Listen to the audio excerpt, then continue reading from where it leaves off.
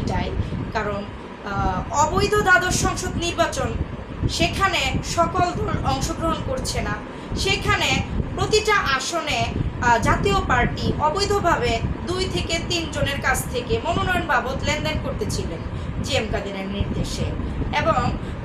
ভারত যাওয়ার আগেই এই লেনদেনটা ক্লিয়ার করতে হবে, এটা কেন বারবার তিনি বলছিলেন। তো এই যে ওনার সাংগঠনিক এই দালালিগুলো, এগুলো নিয়েই আমি মূলত প্রতিবাদ করি,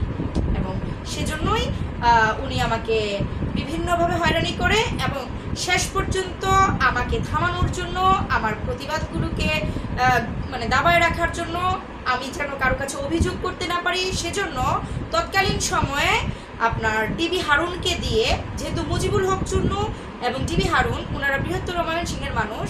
আমাকে একটি মিথ্যা মামলা দিয়ে ফাঁসিয়ে আমার বাসায় ডিবি হারুন এবং ডিবি হারুনের নেতৃত্বে ডিসি আকরাম, এডিসি নাজমুল, তারপর এসআই পবিত্র সরকার সহ বেশ কিছু লোকজন সহ আমার বাসায় লুটপাট, ভাঙচুর, আমার গুরুত্বপূর্ণ কাগজপত্র,